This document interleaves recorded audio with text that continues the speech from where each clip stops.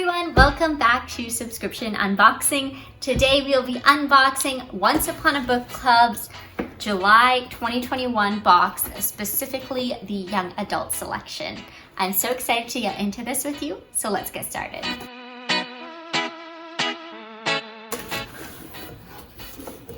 As always, we have our book club kit here. The book this month is Instructions for Dancing, and it is by Nicola Yoon. And inside we have a discussion with the author, as well as discussion questions, read-along dates, and instructions for dancing on the back, how to do the foxtrot. So all in all, I've talked about these book club kits in previous videos, and I don't actually get too much use out of them, mainly because I don't want to read these things until I finish the book, and by the time I finish the book, I'm like done with it, I guess. So I think what would be more useful for me is some discussion questions at the beginning to kind of get me in the mindset of the theme of the novel and things to think about before reading, and then maybe something after to check out later. But all in all, I just don't really use these kits. They kind of tend to go in the recycling, but maybe some other people get some use out of these. As I just said, the novel this month is Instructions for Dancing by Nicola Yoon.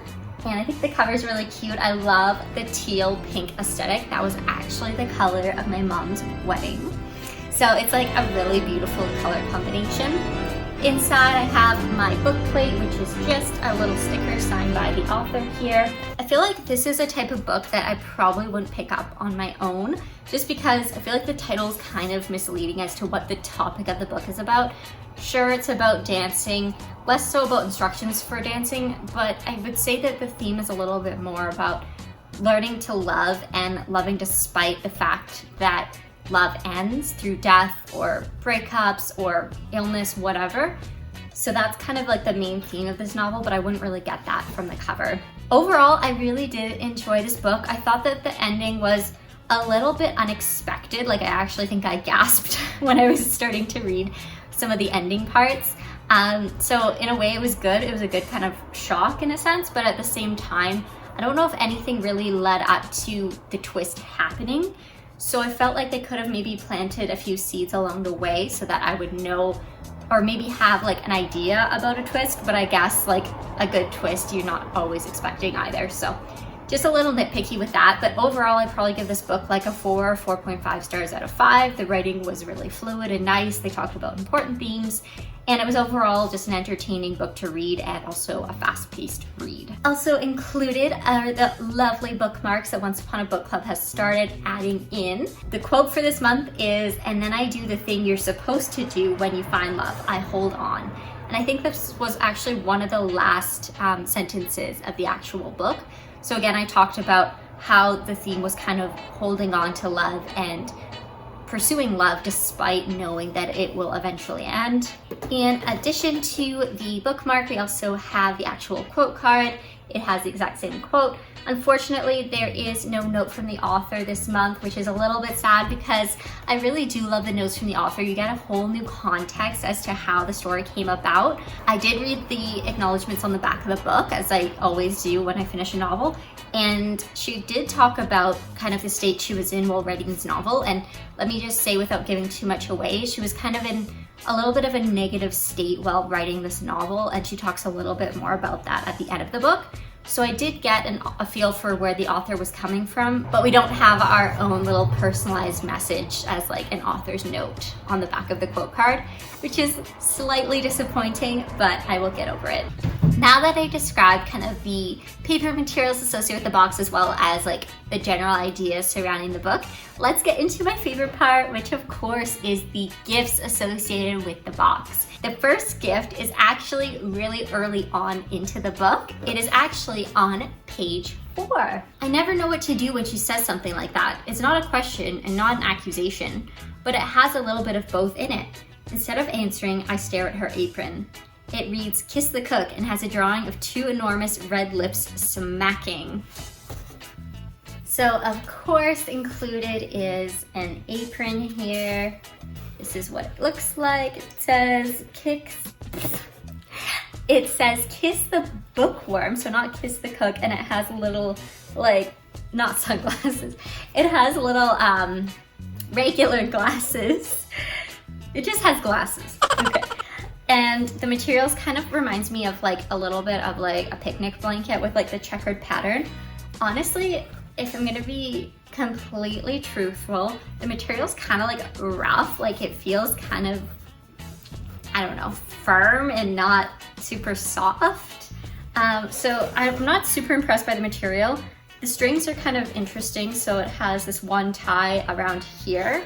So I'm not sure exactly how you wear it, but I guess you put it through this hole here and then tie it up somehow.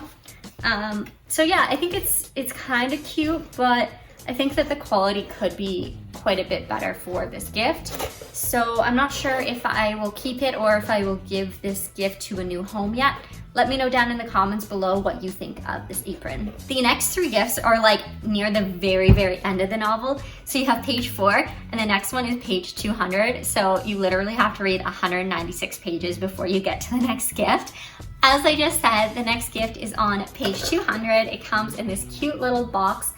As I think I've mentioned in a few other videos, I do really like the wrapping as it is associated with like the theme of the novel and often aligns with the cover art on the novel.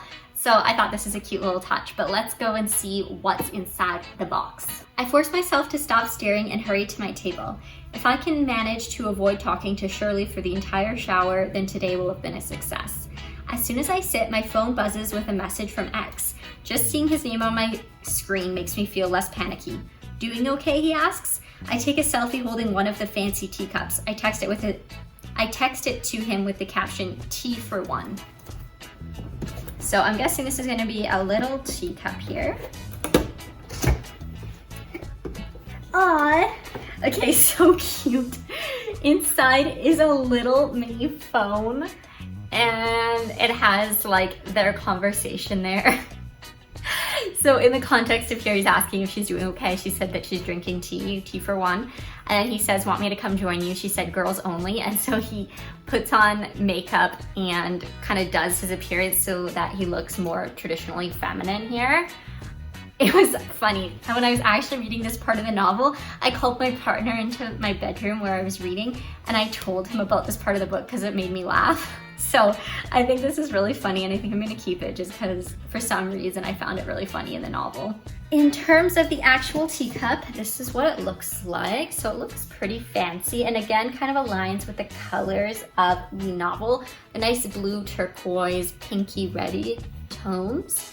And it's a very big cup if you look at it. It looks like this is like handmade. Personally, it is not my style. I think the color combination is kind of interesting, but it's not super, super minimal and kind of clean, I would say. I say this is a little bit too like patterny for me. I like things pretty like simple and plain, but I do really like how the colors all combine together. So I, again, will decide if I'm gonna keep this gift or if I will re-gift it to someone else. The next gift is on page 255, and this feels super light. All I want to do is go back to bed and pretend the world doesn't exist. You first, I say. She's been whisking eggs, but now she stops to look at me. Me first, what? You want me to talk to you, but you never talk to me. I measure out the sugar and pour it into a bowl. How many times have I tried to get you to talk to me about Dad? This again, she says, and restarts her whisking. The business between me and your father is between me and your father. So a little bit of a sassy kind of exchange between a mother and a daughter in this novel. And I'm guessing that the gift will be, in fact, a whisk, which is a very useful gift. Indeed, it is a whisk, and this is what it looks like. Gray tones up here, and then wood down here. This is actually plastic. For some reason, I was thinking it was gonna be like a nice like metal whisk, but this feels, I don't wanna complain too much, but this feels a little bit cheap. Like it kinda, I don't know if you can tell, but it just doesn't really feel like a nice quality whisk. The base is nice, I do like the wood, but in terms of this part, it does feel a little bit cheap, and I don't know how well this would actually whisk. Is whisk a verb? I think it's a verb.